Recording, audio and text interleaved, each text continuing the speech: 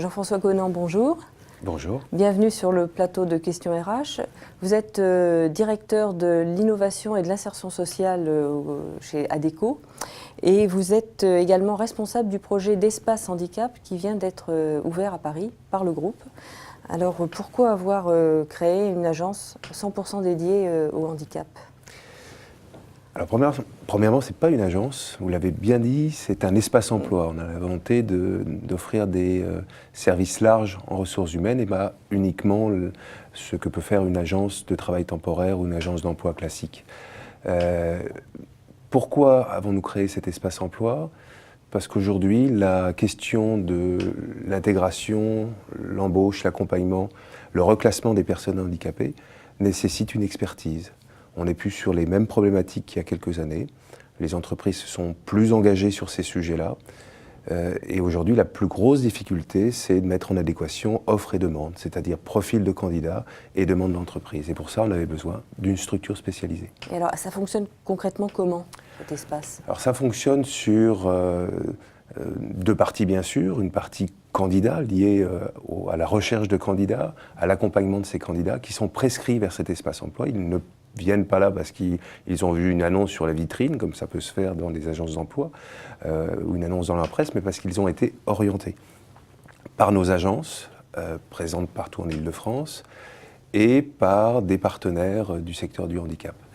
Et de l'autre côté, des entreprises qui formulent des demandes, cadrent leur recherche de personnes handicapées et nous construisons les trajectoires entre cette offre et cette demande. Donc toutes les offres et les demandes émanant d'Île-de-France vont être concentrées maintenant sur cet espace qui est à Paris, à quelques pas de la Madeleine. Voilà, à côté de l'église Saint-Augustin, Boulevard-Malesherbes. Alors, le quotidien de nos agences fait qu'elles rencontrent des personnes handicapées, qu'elles voient arriver en candidat les personnes handicapées. On ne veut surtout pas arrêter ce processus-là qui est normal. Toutes les agences d'emploi d'ADECO doivent pouvoir continuer à déléguer au quotidien des personnes handicapées. Néanmoins, l'espace emploi viendra soutenir ce réseau d'agences. Les 130 agences d'Île-de-France viendra les soutenir pour mieux recruter, accompagner, encore une fois, la montée en compétence de ces personnes. Et puis, pour une cinquantaine d'entreprises, en direct, l'espace emploi sera le prestataire RH sur les questions de handicap. Vous avez placé combien de personnes handicapées l'année dernière ? L'année dernière, 4500 personnes personnes handicapées, avec une reconnaissance handicapée, ont été salariées d'ADECO, ce qui représente un peu plus de 1500 équivalents temps plein. Et 6000 entreprises ont accueilli ces personnes handicapées en mission. Et ça, c'était une bonne année ? Ça a été une année difficile pour l'emploi et pour le travail temporaire. Elle a été moins difficile pour les personnes handicapées que pour le travail temporaire en général. Et les projets de 2010 ? Parce qu'il y a une loi qui durcit, qui incite davantage les entreprises à recourir au travail handicapé. Oui, en effet, il y a une loi qui mobilise les entreprises sur l'intégration de personnes handicapées. Le travail temporaire est une façon de les intégrer et de réduire donc son obligation d'emploi. On pense que l'année 2010 va permettre un redémarrage des activités d'emploi en général et en particulier autour des personnes handicapées. La difficulté, encore une fois, est l'écart qu'il peut y avoir entre l'attente des entreprises et le profil des personnes.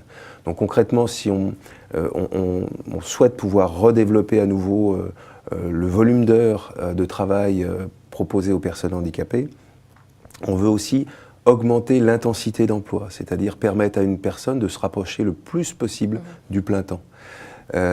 C'est ça aussi qui permet une intégration sociale durable. Et bien sûr, l'espace emploi en lui-même a des objectifs.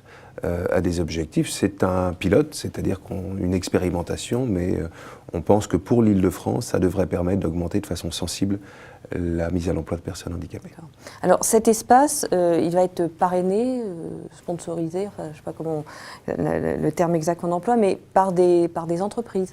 Il va y avoir un club des entreprises partenaires. Tout à fait, en fait. À quoi ils servent? C'est une première, on a souhaité, c'est donc la création d'une nouvelle offre de service qui va offrir l'ensemble des métiers et des compétences du groupe. Bien sûr, travail temporaire et recrutement, mais formation, accompagnement dans l'emploi, reclassement. Et pour ça, pour construire cette offre qui est nouvelle, on a souhaité s'associer avec des entreprises engagées sur les questions de handicap. On a appelé ça le club des partenaires, et qui va nous servir de groupe miroir, c'est-à-dire nous permettre de co-construire avec elles cette offre de service, plus proche de leurs attentes, participer avec elles à des expérimentations.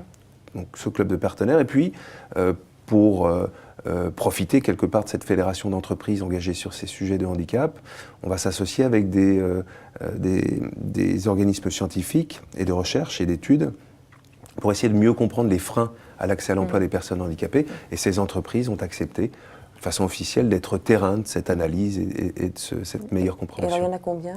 Alors aujourd'hui, signataires avec, en présence de M. Darcos, une douzaine d'entreprises et on pense arrêter ce club de partenaires autour de 25-30 entreprises. Vous pouvez nous donner quelques noms? Oui, on a CFR, Colas, le Crédit Agricole, Eiffage, bon, voilà, des entreprises tout engagées très fortement sur les questions de handicap et qui comme nous en fait, hein, on n'a pas la science infuse sur le sujet, qui sont prêtes à se mettre autour d'une table et travailler de façon très concentrée sur cette thématique essentielle. Et alors cet espace pilote, il a vocation à être déployé ensuite, si ça marche bien, ailleurs en France? Oui, alors on pense que bien sûr que la problématique de l'emploi des personnes handicapées n'est pas une problématique francilienne, qu'elle touche l'ensemble des territoires en France. Et c'est un pilote, c'est une expérimentation. Si les clignotants sont au vert dans quelques mois, on enclenchera un processus de déploiement pour les 10 premières villes de France. Ça reste à confirmer, mais ça nous semble être un format compatible. Jean-François Conant, merci pour toutes ces précisions. Merci beaucoup.